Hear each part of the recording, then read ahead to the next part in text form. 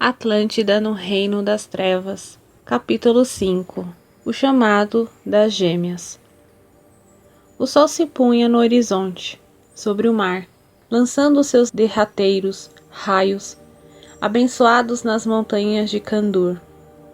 Mais precisamente, banhando com sua luz dourada a escola de formação dos atlantes de boa índole, que estavam sendo educados para migrar para o mundo primevo e lá miscigenar definitivamente a cultura e a genética atlante com a civilização primitiva da Terra. Christ, naquela tarde, ensinava aos seus compenetrados alunos o caminho para cultivar os verdadeiros valores da alma, com o objetivo de consolidar uma futura humanidade harmoniosa e alicerçada nos princípios sagrados do amor universal. A escolha fora sábia. Os jovens atlantes, mesmo sendo espíritos advindos do exílio de Capela, demonstravam ter alma nobre. Por incrível que pareça, nenhum dos escolhidos decepcionou ou teve de ser afastado. Absolutamente, todos estavam sendo aprovados com louvor para a missão. E não poderia ser diferente. Átonis consultou os mentores espirituais e o mapa astrológico dos candidatos para verificar se estariam à altura do desafio. Nem todos os espíritos exilados são criminosos. Algumas vezes é necessário uma experiência de desterro para mundos distantes, para despertar almas que se prendem demasiadamente aos seus paradigmas. De certa forma, foi isso que aconteceu comigo e Evelyn, mas particularmente com ela, que mesmo tendo sido exilada de Capela, obteve uma evolução rápida e satisfatória na Terra. Naqueles dias, Christ e Átonis, meus pais, naquela existência, dedicavam-se com fervor a esse trabalho de formação de seus diletos alunos. Meu pai acreditava, inicialmente, que a humanidade capelina e atlântida venceria suas falhas de caráter, mas, quando percebeu que isso não seria possível, entristeceu-se por um tempo. Ele lamentou a perda de milênios dedicados ao desenvolvimento espiritual na grande ilha. Entretanto, sabia que era necessário evitar a perda de todo aquele conhecimento que poderia auxiliar em muito no desenvolvimento do mundo primevo. Ele e minha mãe, então, trabalharam incansavelmente para atingir esse objetivo. Nas últimas décadas, antes do desaparecimento da grande ilha. E assim fizeram novamente, quando reencarnaram como o faraó Akhenaton e a rainha Nefertiti. E também em outras oportunidades na história da nossa humanidade, sempre unidos como almas afins, trabalhando pelo bem comum. Suas últimas encarnações foram como Allan Kardec e Amélie Gabrielle Baudet, durante a implantação do Espiritismo na Terra no século XIX. Não existem almas gêmeas, e sim almas afins, que evoluem juntas por afinidade. Nós somos seres integrais, pois não dependemos de outra alma para existir e nos completar. Entretanto, criamos afinidades especiais em nossa infinita jornada evolutiva, fato que nos leva a amar de forma mais intensa esses espíritos que nos são mais próximos do coração. Mas com o passar dos milênios, abandonamos essas características, digamos assim, mais humana, e partimos para um amor verdadeiramente espiritual e universal, assim como o do Cristo, que é igualitário a todos os seres do universo, independentemente de afinidade. Esse sentimento de amor especial a determinado espírito é algo característico em nosso atual nível evolutivo. E assim foi. Essas duas grandes almas que pouco a pouco foram migrando para esse estado de amor universal e ilimitado. Quanto nós temos que aprender ainda.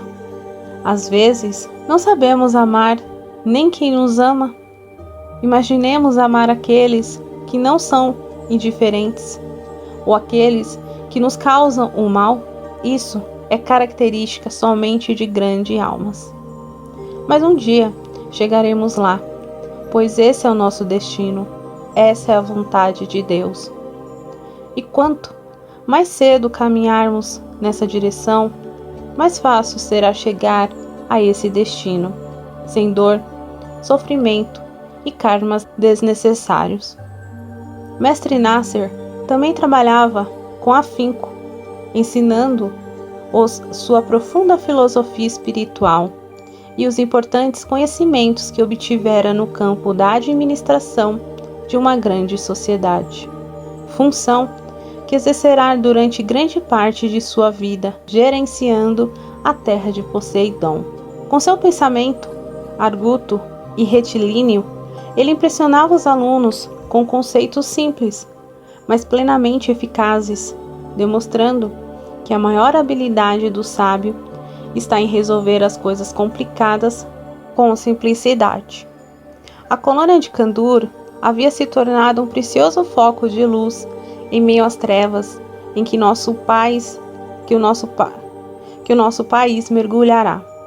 Enquanto por toda a Atlântida reinavam o caos e a desesperança, lá um pequeno grupo de sábios iluminados instruía discípulos honrados de ambas as raças, que se amavam como verdadeiros irmãos.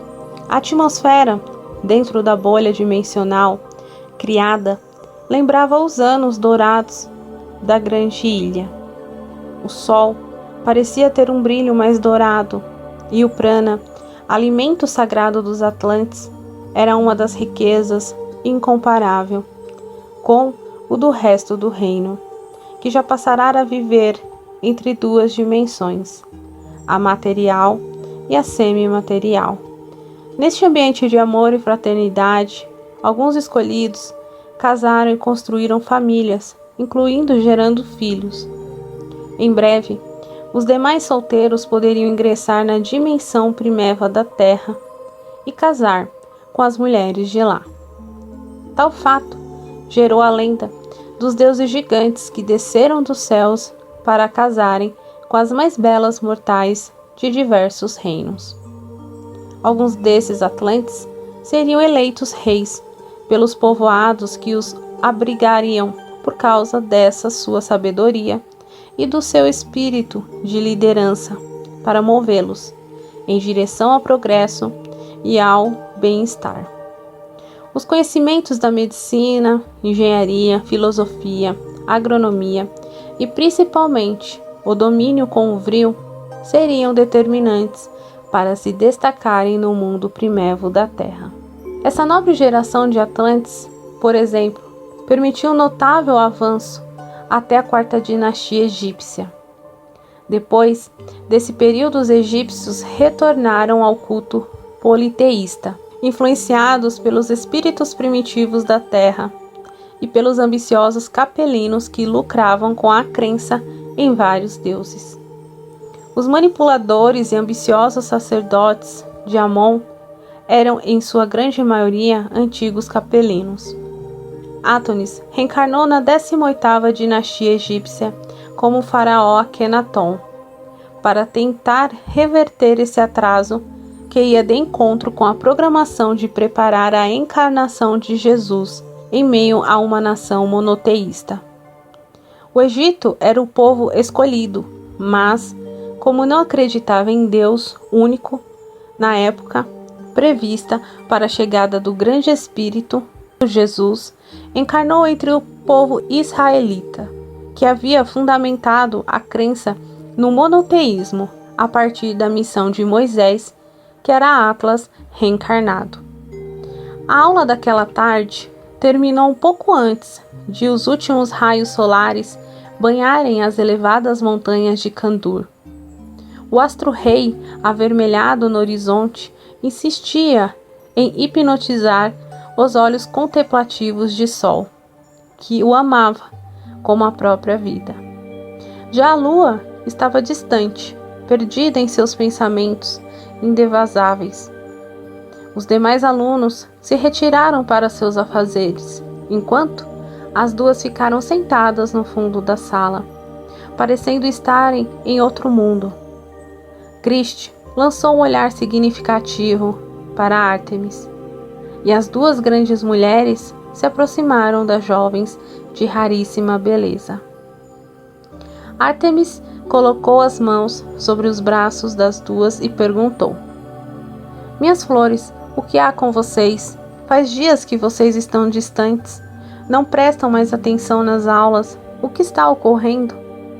Sol deixou correr duas grossas lágrimas e soluçou. Lua colocou a mão sobre a de Ártemis e disse sem delongas: "Querida mãe, precisamos partir. Não podemos mais viver longe de Andrei." Ártemis e Cristi já havia percebido que esse era o motivo, mas jamais imaginaram que elas teriam uma intenção tão ousada. As duas mestras se entreolharam e Cristi falou: "Lua, minha querida, eu entendo seu apego por meu filho, mas ele não faz parte mais de nossas vidas. Ele resolveu trilhar por um caminho que não é o nosso. Sei que vocês estão sensibilizadas com o atentado que ele sofreu, mas essa foi a escolha dele, não podemos fazer nada." Só então gritou, mas em um gesto de desabafo do que por irritação: "Podemos sim, podemos proteger Andrei. Nascemos para isso. Eis nossa missão. Estamos aqui aprisionadas a esta vida que não é o que reflete a aspiração de nossas almas." Cristi passou a mão no rosto banhado em lágrimas de sol e falou: "Minha filha, vocês não possuem nenhum compromisso com Andrei. Isso é apenas um desejo infantil, do tempo em que vocês ainda eram crianças. E também vocês não estão aprisionadas aqui. Pensei que estivessem aqui por vontade própria." Lua abraçou os joelhos e disse pensativa: "Vocês acham tão improvável alguém desejar voltar para o mundo das trevas que se tornou Atlântida, que não conseguem aceitar isso. Além do mais, temos sim um vínculo muito forte com Andrei. Se fosse apenas um desejo de criança, isso não tocaria tão fundo em nossos corações.